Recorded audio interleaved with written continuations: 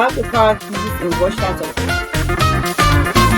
I read my book titled Colors of Love.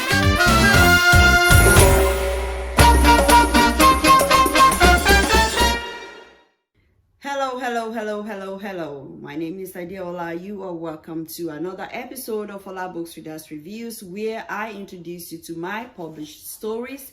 And today I have come with The Waiting Room. Okay, so The Waiting Room is my first published book, and it is a collection of Christian plays. So these plays are written for the purpose of them being staged in the church. So they don't, you don't really have to stage them only in the church. It can be elsewhere, anywhere that the play needs to be staged. The play can be staged there. So I was just saying that this was written as a church play. So I have two plays in one book. Okay, the first play is titled The Waiting Room, and the second play is titled The Christmas Present. Okay, so The Waiting Room got the title from the first play titled The Waiting Room. But that is not the story I will be reading today. I will be reading the story titled The Christmas Present. Why? Because that story resonates with the season of Christmas. And that is why I will be reading that story today. All right. So the play is a one-act play. And the play has been written in scenes. But that doesn't mean it can not also be acted as a film. It can also be, be a movie. It depends on, what you want to do with the play. So it is a one-act play, and I will begin reading from the cast. All right, so because I am reading a play, it might be a little bit confusing, but I do not want it to be confusing for you. So this is what I will do. I will read the cast, and then I will read the name of the person speaking before I read the response. So please follow me closely so that you can understand the play as I read. Okay? All right. The cast. I have Dr. Thompson. He's a lonely man who walks around the clock to relieve himself of his loneliness. I have Mr. Greg, an old man who makes friends with his neighbor.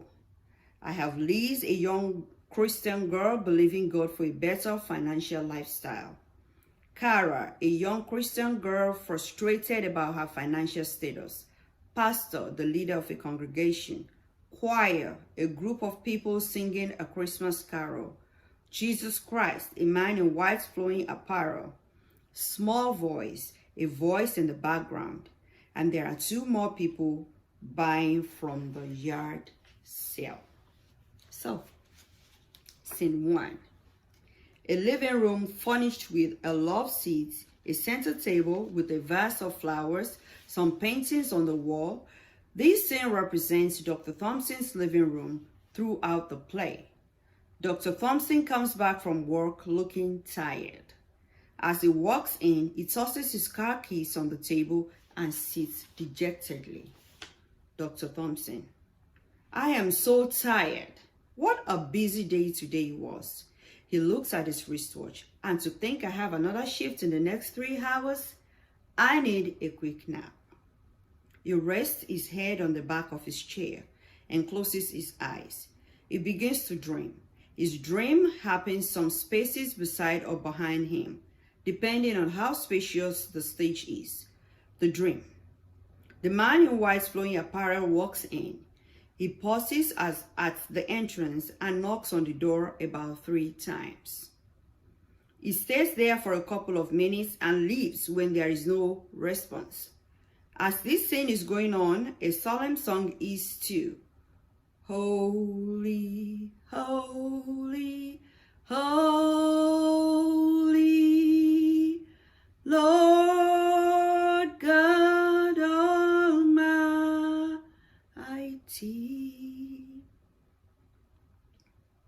This dream again, a knock on his door. Who could that be? Startled. The visitor in my dream? I don't have visitors except by appointments. Knock again. Opens the door.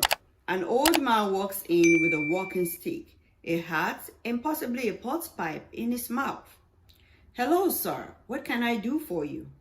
Mr. Greg stretches out his hand for a handshake. "Good evening. I am Mr. Greg, your neighbor." Dr. Thompson. "Good evening, Mr. Greg. I am Mr. Greg, Dr. Thompson. I know you very well. You drive past my house every day and never bother to say hi. You walk around the clock and have no social life." Dr. Thompson. "To what do I owe these visits?" Getting irritated. Mr. Greg. "I have a yard sale coming up tomorrow evening. I stopped by to invite you." Dr. Thompson. "I must work tomorrow evening. I do appreciate your invitation, but I will not be able to make it." Mr. Greg. "I wouldn't take your work time. It's about this time tomorrow, the same time you get your nap for the day. You have a beautiful house." He steps in to take a closer look. "So beautiful and clean, and you don't live in it. How can you live in your own house for only 2 to 3 hours every day?" Dr. Thompson. "Tomorrow evening, I'll be there. Thank you for your time." Mr. Greg. "I get it. Forgive an old man's ramblings. I just get curious. That's what that is. See you tomorrow." He leaves. Dr. Thompson. Nosy old man. He has no life. He hears a small voice. Small voice. "You have no life." Thompson. Dr. Thompson. Emphatically. "I have a life. I save lives every day. I help the poor and needy. I am never stingy with my money. I enjoy what I do for a living. Why would you say I have no life?" Small voice. "You have no life." Dr. Thompson. "It's a waste of time arguing with you." He looks at his wristwatch. "I must go." He grabs his car keys and moves to leave as he hears the small voice again. "You need a life." Dr. Thompson stops in his tracks, shakes his head angrily, and moves on. Scene 2. The yard sale. 2 tables are set out to display some items. Mr. Greg stands by attending to people as they come looking for what they can buy and making payments. 4 people, including Dr. Thompson, came in. They each picked different items. Miss Smith picks a dress. "This looks good. I can wear this on Christmas Eve. How much, Mr. Greg?" Mr. Greg. "Anything you give would be appreciated." She gives him some money. "Thank you." Miss Smith. "No, thank you. I was at the shopping mall the other day and couldn't pay for a beautiful dress I would have loved to wear for Christmas. Now you are letting me pay what I want for this dress? I really appreciate it." Mr. Greg. "You are most welcome. Do you know that was a dress for my daughter many years ago? She never wore it." Miss Smith. "Sorry to hear that, Mr. Greg, but I love this dress." Mr. Greg. "Merry Christmas." Miss Smith. "Merry Christmas."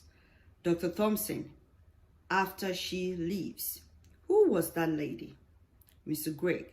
"You mean Miss Smith? Don't tell me you don't know her. She lives next door to you." Dr. Thompson. "Are you kidding me?" Mr. Greg. "You do need some humor, don't you? That will help loosen up the serious look on your face." Dr. Thompson. "Mr. Greg, please spare me." Mr. Greg. "I know. Forgive an old man. So what are you picking up?" Dr. Thompson. "I have been looking around but couldn't find anything I could use." Mr. Greg. "I have some books right here. You find a good title for yourself." Dr. Thompson looks through and picks out a book, reading the title aloud. Dr. Thompson. "Your Life." Mr. Greg. "That's your choice? It's a good book. It will do you a lot of good." Dr. Thompson. "How much?" Mr. Greg. "Anything you give will be appreciated." Dr. Thompson gives him money. "I am sorry, I have no change." Dr. Thompson. "I don't need change. It's all yours." Mr. Greg, this is too much. He breaks into tears. You bless a lonely old man with this? God bless you. Dr. Thompson, amen.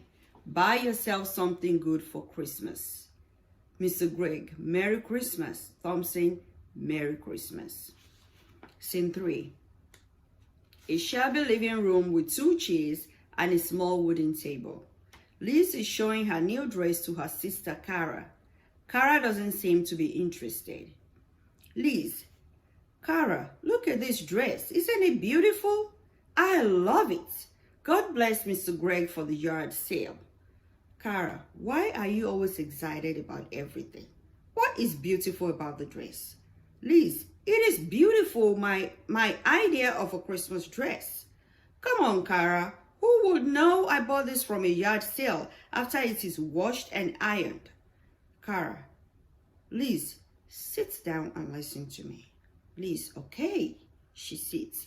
Cara, have you ever sat down to think about when poverty will end in our lives? Look at you rejoicing over an old dress from Mr. Greg's yard sale. Only God knows how long that dress has been in his basement. It smells so old, I don't want to believe you could touch it, not to mention wear these. Liz, Cara, I always tell you that in everything we should give thanks. We don't have enough today. We would have too much tomorrow. Trust me, I'm wearing an old dress today, but if I remain faithful to God, I will wear new and expensive outfits tomorrow. Cara, tomorrow? Liz, tomorrow could be tomorrow or the nearest future, but I know that I will not allow despair, anxiety, and frustration to take over my life.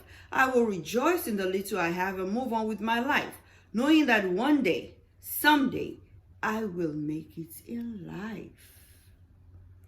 A knock on the door. They exchange looks. Cara, are you expecting someone? Liz, no. Cara, who could that be? We don't ever have visitors. Another knock. I am scared. Me too. They huddle together. Liz, come in. The door is not locked. Dr. Thompson walks in. The girls exchange looks again. Dr. Thompson, good evening. Liz, good evening, sir. Dr. Thompson, may I come in? Liz, getting herself together. Yes, please come in. Excuse my manners. Dr. Thompson, thanks. My name is Cara. My name is Cara, Dr. Thompson, and you live next door. Thompson, oh, since I need no introduction, maybe you should introduce yourself. Cara, my name is Cara, and this is my sister. Thompson, Miss Smith, last name Liz, last name Smith, same as my sister. First name Elizabeth, Liz for short. Dr. Thompson, nice to meet you. Liz and Cara, nice to meet you, sir. They shake hands. Cara, so what do we owe this visit? Dr. Thompson, I saw Liz earlier at Mr. Greg's yard sale and kind of felt like stopping by to say hello. Liz, we are pleased to have you here. Please have a seat. Cara tries to wipe the chair clean to make it look more presentable. Dr. Thompson, I would love to, but I am in a rush. I came to give you something. I overheard what you told Mr. Greg about the dress you couldn't afford to pay for. Cara and Liz exchanged looks. Believe me, I wasn't listening. I just happened to hear it and thought I could help pay for it if you wouldn't mind. Liz, thank you for the offer, but I now have a dress. Dr. Thompson, the dress from Mr. Greg. I know. I saw you pay $3 for it. How much was the dress you wanted at the shopping mall? Liz, it was $50. Dr. Thompson gives her money. Here is $200. Buy 2. One for you and one for your sister. You may keep the rest to buy something to cook for Christmas. Liz and Cara, thank you, sir. Thompson, Dr. Thompson, you are welcome. I'll take my leave now. Liz and Cara, thank you, sir. Thank you so much. After he leaves, the girls jump up screaming for joy and struggling over who will hold the money. All right, so I'll stop reading here on page 49. I will begin reading from scene 4 the next time, which will be next week. So, I quickly want to say something about this. Liz bought a dress for $3 from a yard sale as a Christmas dress for herself. Guess what happened? She got a gift of $200. She was already talking to her sister about how content she was with what she had. She was not going to allow frustration. She was not going to allow desperation, poverty, whatever it is, to stop her from being who she is. She was encouraged, and she was encouraging herself and encouraging her sister, saying, you know what, sis, things will get better. But as for now, we will just live like we are, and we will be happy and be content with the little that we have. Unknown to her that God has a different plan for her. This man walked into their house for the first time and gave them a gift of $200 for Christmas. To them, that was huge. He told them to buy 2 dresses, $50 each, and then use the $100 left to buy something to eat for Christmas. That was awesome. Look around you. You might have people you can bless around you. If you have more than enough, you can bless others. And also, if you are like Liz and Cara, struggling to survive, trusting God that things will get better one day, yes, things will get better. And I want you to know, to be rest assured, that things would get better and your Christmas present is just around the corner. Trust God for a huge Christmas present this year. In spite of the pandemic, in spite of what has been going on, I am sure that the Lord will bless your Christmas. All right, thank you for staying with me today. And until next time, when I come back with the Christmas present, I say have a lovely, lovely, lovely Christmas season. Bye.